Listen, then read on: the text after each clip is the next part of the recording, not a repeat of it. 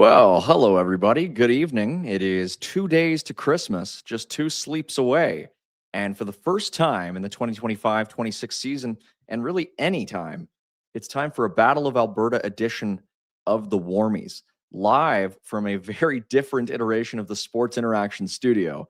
I have to give a shout out to my friend Stephanie Staff for permitting the use of this particular office space for tonight's edition of what should be a good Warmies show before a great Calgary Flames game against the Edmonton Oilers.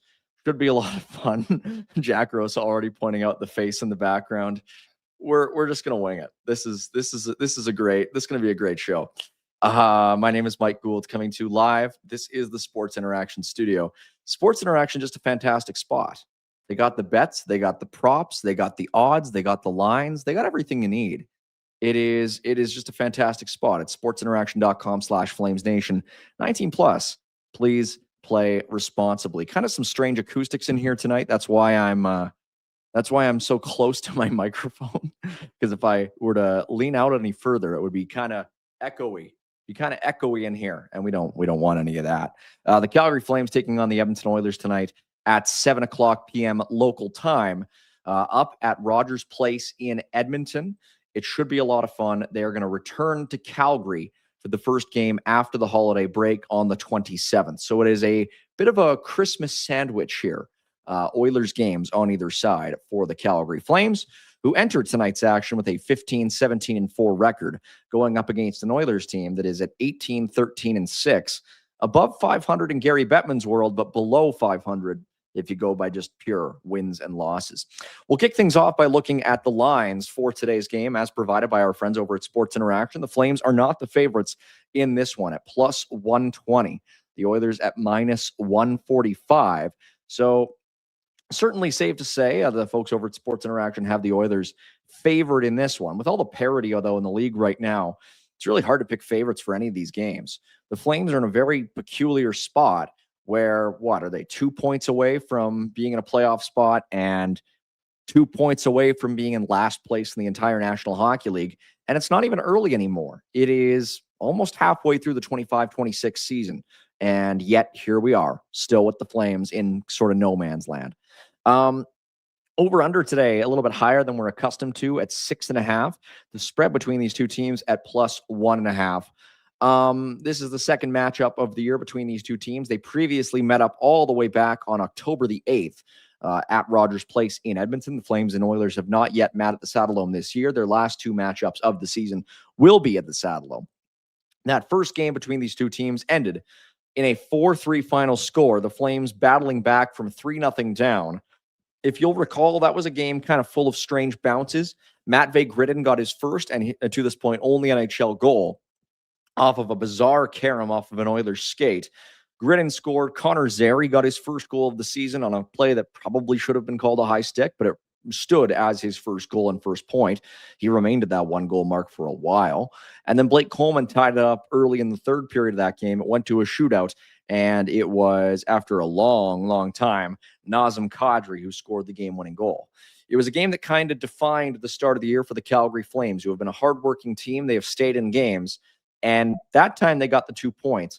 That's sort of the thing that defined them more last year, though. They got the 2 points out of it.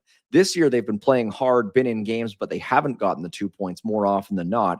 This year, or pardon me, last year they did get those 2 points, which is why they were in the playoff race for so long in that season. Great to see some familiar faces in the chat. Our friends Jack Rosa, Jux JC, Magic 1989, Ominous Flames.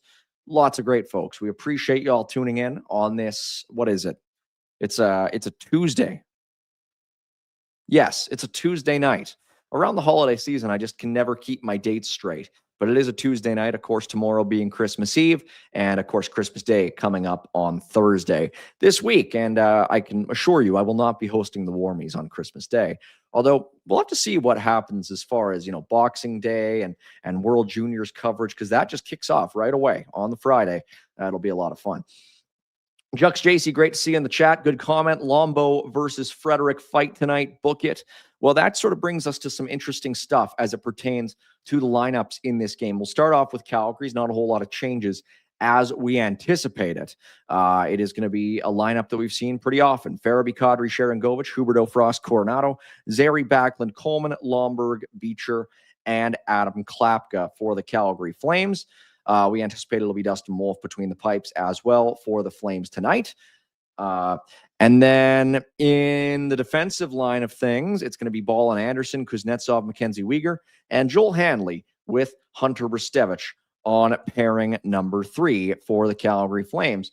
We'll get to the Oilers stuff in a second here. They've got some interesting stuff worth commenting on. Some good comments still coming in. Brandon Wayne off Facebook. I want them to beat Edmonton so bad. Me too, Brandon. We hope to see it. We hope to see the Flames. I mean, they're going to have a lot of opportunity to, lose games, to get into the lottery race as the season continues. They're still in the lottery race.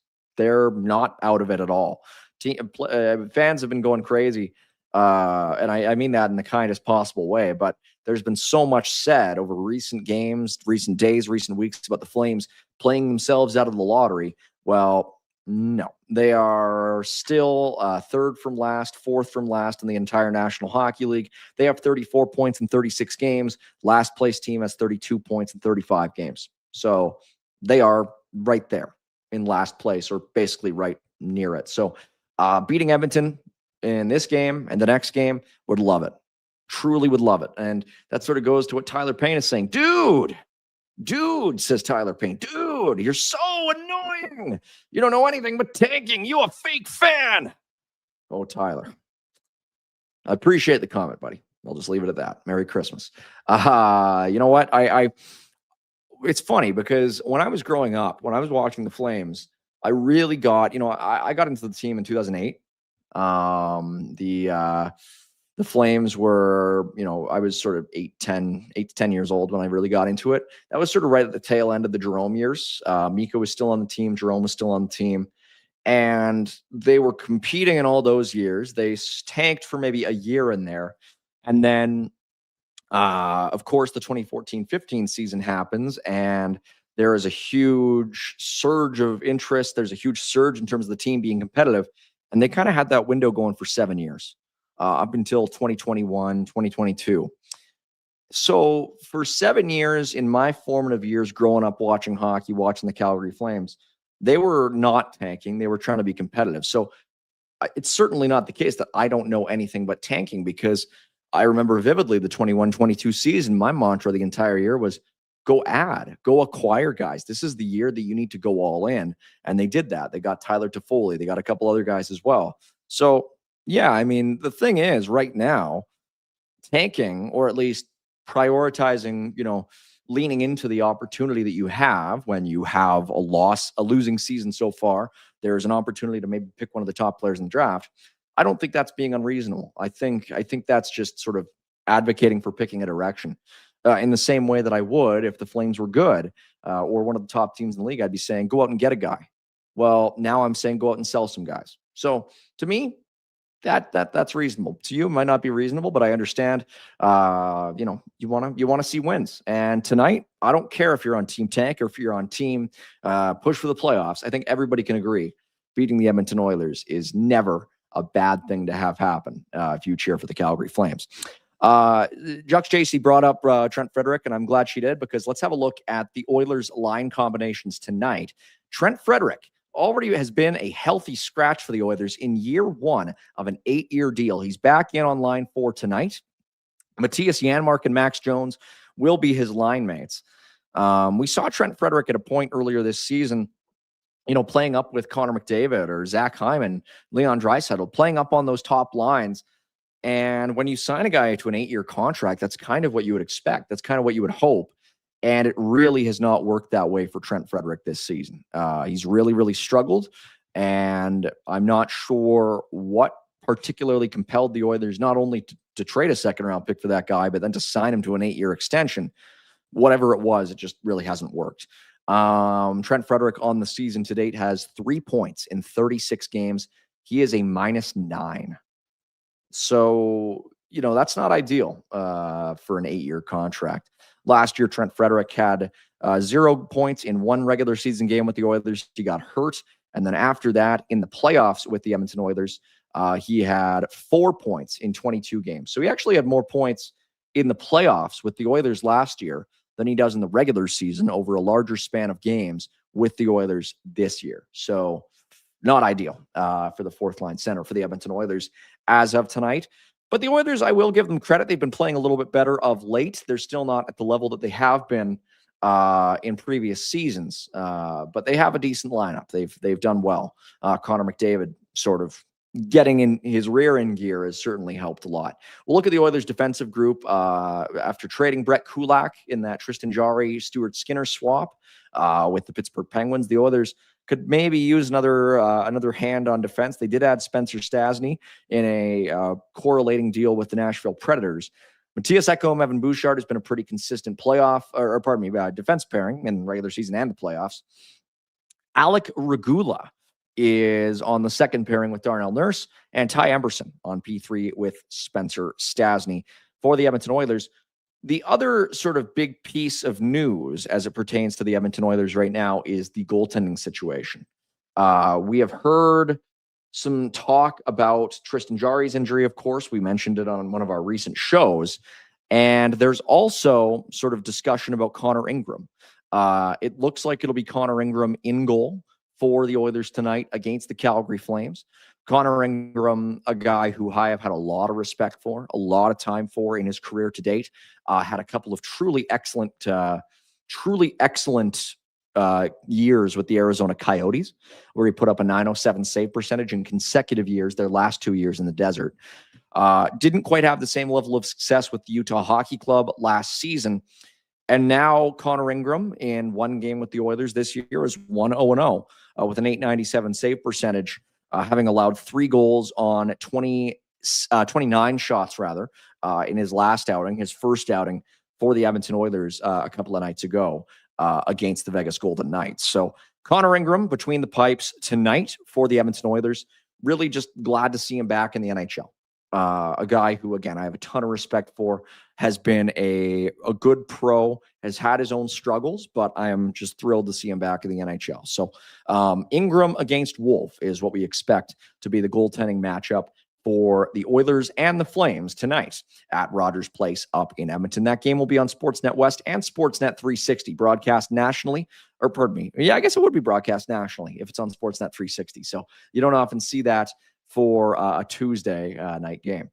Mr. Watts 69 asking about Lancers. They don't sell those anymore, buddy. Sorry to sort of burst your bubble, but there's other options. Just send me a DM. Jason Montreal 1981 says he put $5K on the Flames tonight. Holy smokes, that's a big deal. Hope you get that one to come through for you. But also bringing up a good comment. Philip Deneau was recently traded by the LA Kings back to the Montreal Canadiens in a pre-trade freeze deal, costing $2. No, just kidding. A second-round pick, $2. Good Lord. A second-round pick, a 2-pick for the Montreal Canadiens to bring him back into the fold. Deneau does not have a goal this season for the Montreal Canadiens or the LA Kings for that matter. But back to Montreal, they needed another center. It makes a lot of sense.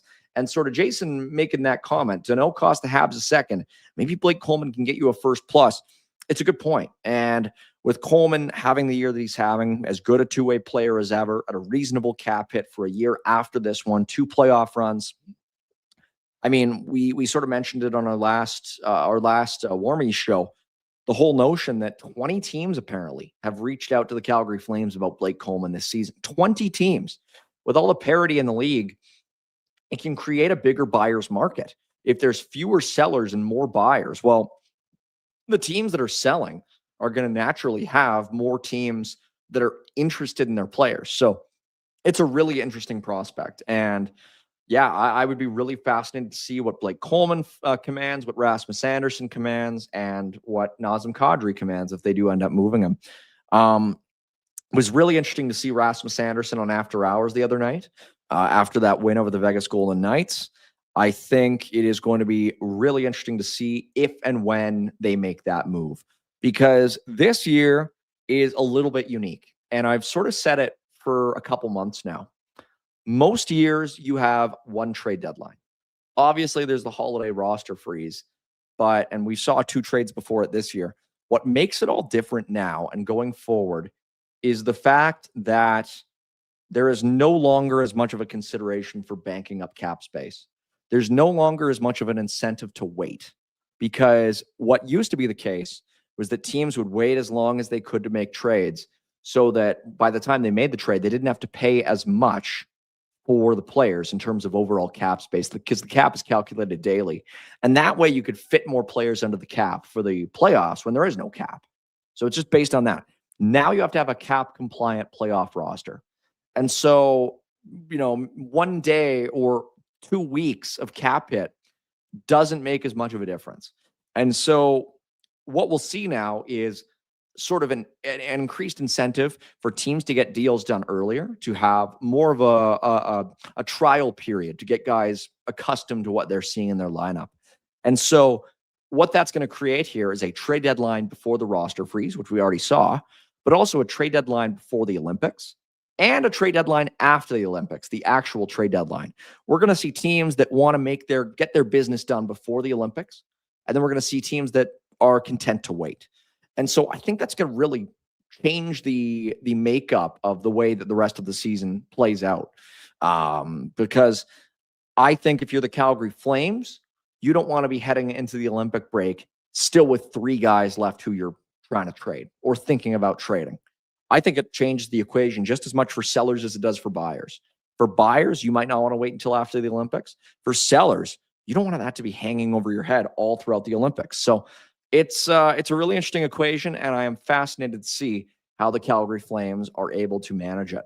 We'll head on back over to Sports Interaction. We got a interesting prop to show you tonight. We've looked at this one a couple times this season already. It's all based on the first goal in this game, when it's going to happen and who's going to score it. So let's put it up, producer Michael. Time of first goal. So earlier on in this season, I forget which game it was, but I said, go for the first 9 minutes. I think it's going to be a high-scoring game. Today, I think it's going to be kind of the opposite. I think we might see a real low-scoring game at Rogers Place tonight. What is that based off? Nothing. It's based off nothing but vibes.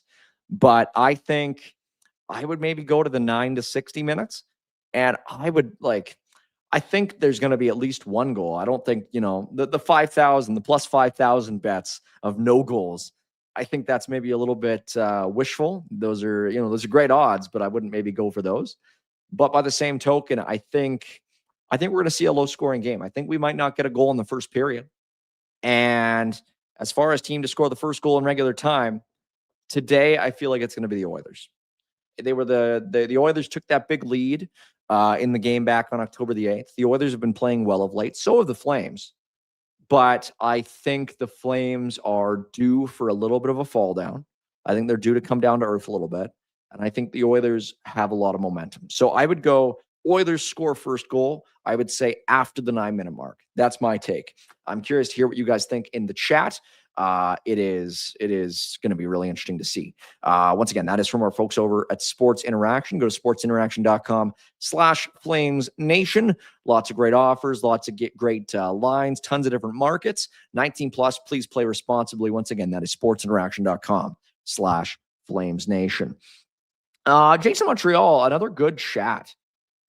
Some great chats tonight. And of course, don't forget, you can also put in some super chats. We want to get some help over to the youth centers of Calgary. But Jason, a really good one, talking about Emil Hemming, a player drafted by the Dallas Stars as a possible trade target for the Calgary Flames. Emil Hemming, a late first-round pick of the Stars in 2024, having a solid season with the Barrie Colts. He's a big right-shot right winger. The only thing that gives me a little bit of pause about Emil Hemming is that he's in his second post-draft season. So he'll be turning 20. I mean, he's young for his draft year. He's a June birthday. But still, his first post-draft season, he only had 48 points in 60 games, which in the OHL is not really that impressive. So I get why they drafted this guy, why Dallas drafted this guy. He's an interesting prospect. But he's not the guy who I would necessarily look at as being the main piece in a trade for any of the Flames guys. As a secondary piece, sure. If you're looking at a first and something and Hemming, great. But there are other guys who I'd be maybe a little bit more interested in. I think this Cameron Schmidt kid who plays for the Vancouver Giants, I get it. He's a third-round pick, but man, he's a smaller guy. He's only 5'8". But that's a guy who I'd be really interested in, as well as Emil Hemming. Tristan Bertucci, is a defenseman, defense prospect for the Texas Stars. He's in his first year pro. He's a left shot, 6'2", and he's got 12 points in 26 games with the Texas Stars this year. So that's an interesting target. I think there are lots of guys for Dallas who maybe they don't have the total blue chip guys like the Zeev Boyums and the Liam Ogrens and the Marco Rossi type pieces, but I do think they have good pieces for the Calgary Flames if they are interested in trading some of their guys to the Dallas Stars. They do make a lot of sense as a trade partner.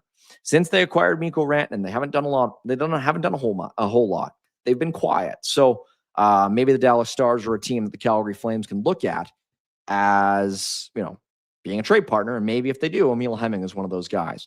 Really good comment. Appreciate it. Mr. Watts 69 saying, "Hey, Gould, good job on being a great wingman for Jack at the Christmas show. Hope you and Jack both have a good Christmas." I appreciate the comments. The less said about that Christmas show, the better. And I'll just leave it at that. It was just an absolute mess. Great to see Maddie C in the comments. Great to see KQ, Jux JC again, Mark Thompson from Facebook. It's going to be a lot of fun. Battle of Alberta is always a lot of fun. I mean, obviously, recent events in the Battle of Alberta have maybe made it a little bit less fun.